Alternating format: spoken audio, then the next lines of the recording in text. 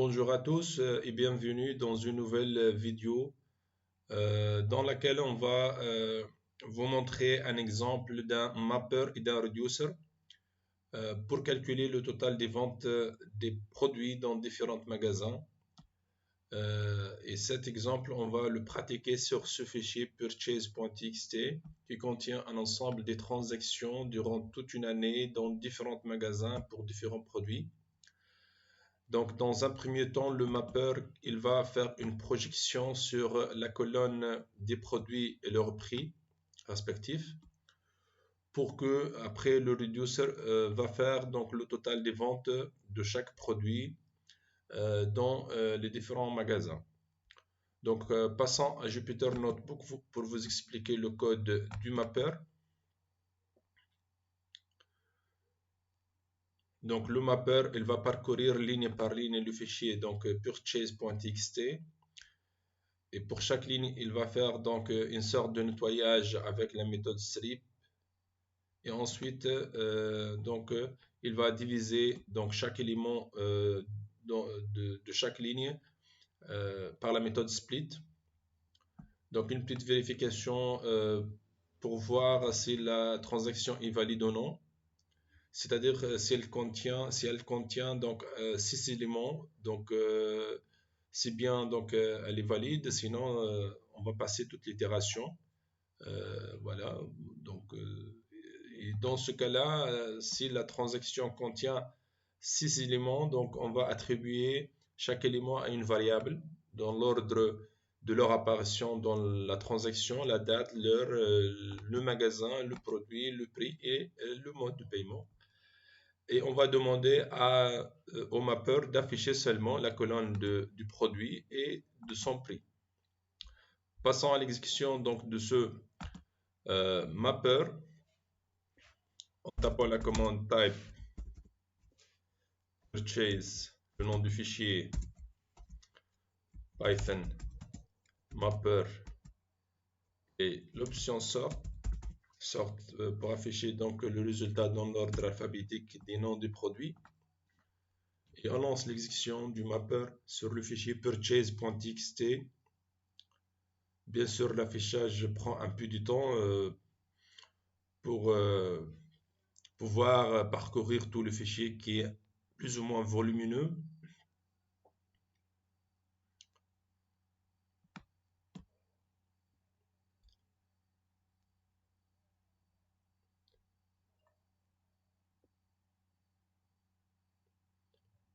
Dans quelques instants, l'affichage commencera.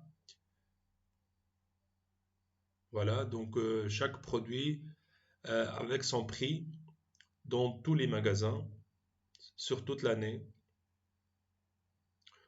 Donc l'affichage va prendre quelques instants, donc je vais arrêter la vidéo et après donc on va apprendre lorsque l'affichage se terminera. L'affichage est toujours en cours, comme vous voyez sur l'écran. Et là, on arrive presque à la fin donc de l'affichage de la liste des produits avec leur prix. Donc il reste à peu près 1 ou 2 articles.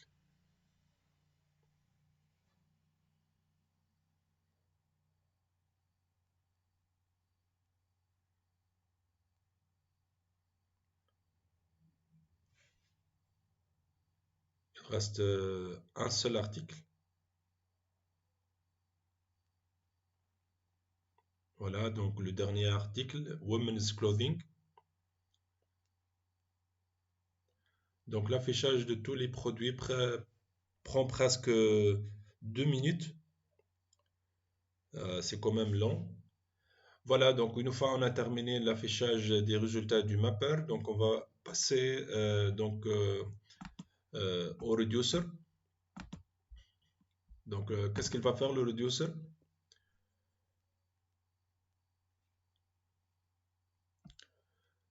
Donc après quelques initialisations des variables, il va parcourir ligne par ligne le résultat du mapper qu'on vient de voir, c'est-à-dire la liste des produits avec leur prix.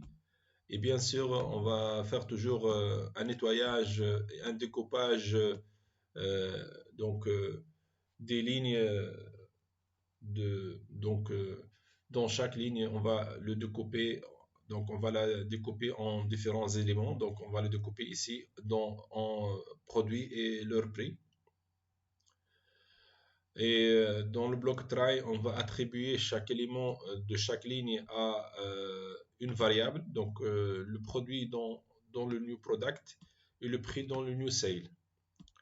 Et bien sûr, une conversion en float est nécessaire vu que les prix donc ici affiché par le mapper du type chaîne de caractères. Pour pouvoir faire le total des ventes, bien sûr, il faut les convertir en float. Après, donc, une gestion des exceptions. Et donc, une première condition. Donc, ce bloc de if vérifie chaque fois que le nouveau produit est toujours le même. Tant que le nouveau produit est toujours le même, donc on va ajouter donc, le nouveau prix au prix total pour faire la somme. Le else, bien sûr, c'est le cas où le produit ou le nouveau produit est différent du produit en cours. Donc on va entrer dans le else et d'abord on vérifie si le produit qu'on est en cours de traiter différent de vide. On fait l'affichage tout simplement du produit et le total des ventes. Et après, donc, on va itérer à nouveau pour le nouveau produit. Donc, on va affecter le new product à current product et le new sale à sales total. C'est une initialisation pour commencer le travail à nouveau pour le nouveau produit. Et on fait ça jusqu'à la fin, donc jusqu'à l'ensemble des produits, jusqu'à la fin de l'ensemble des produits.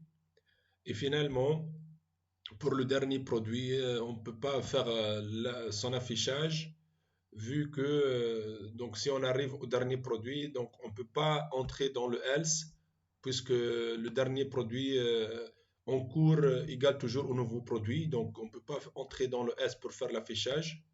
C'est pour cela qu'en dehors de la boucle for, on a ajouté un bloc if pour pouvoir afficher donc le dernier produit, tout simplement.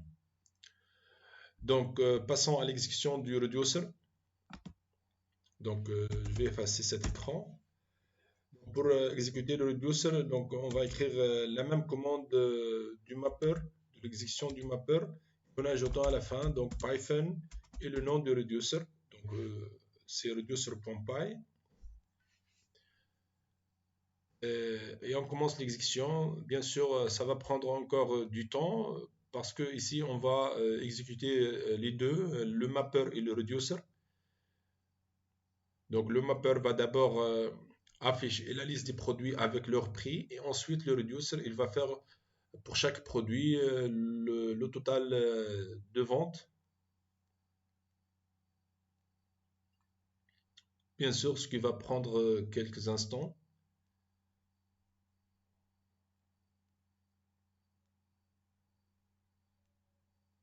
Voilà, donc l'affichage des résultats commence comme vous voyez sur l'écran.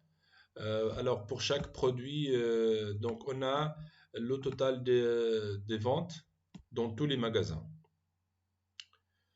Voilà, donc maintenant on va faire une petite modification au niveau du mapper pour maintenant calculer les totals des ventes par magasin et non pas par produit. Donc ce qu'on va faire c'est de modifier ici donc au niveau du mapper, on va modifier la colonne. Donc on va remplacer la colonne item par la colonne store qui fait référence au magasin. On enregistre donc ce fichier et on reprend l'exécution des deux. Donc on va effacer l'écran. On va reprendre l'exécution du mapper et du reducer. Donc cette fois-ci, le résultat va être le total des ventes par magasin et non pas par produit, comme vous allez voir tout de suite.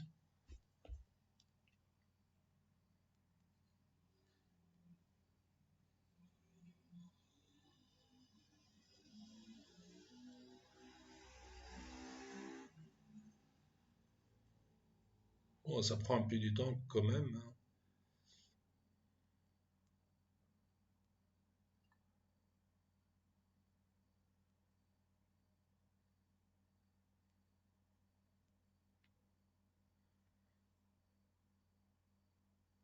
Voilà, donc l'affichage des résultats commence. Donc pour chaque magasin, on a le total des ventes pour tous les produits, comme vous voyez sur cet écran. Voilà. Et voilà, donc on a terminé donc cette vidéo. Euh, Dans une prochaine vidéo, nous allons voir comment exécuter le mapper et le reducer sur la plateforme Hadoop pour une meilleure performance au niveau de l'exécution, une meilleure scalabilité. Merci de nous avoir rejoints aujourd'hui dans cette vidéo. N'hésitez pas à me partager vos commentaires et vos questions. À la prochaine vidéo. À très bientôt.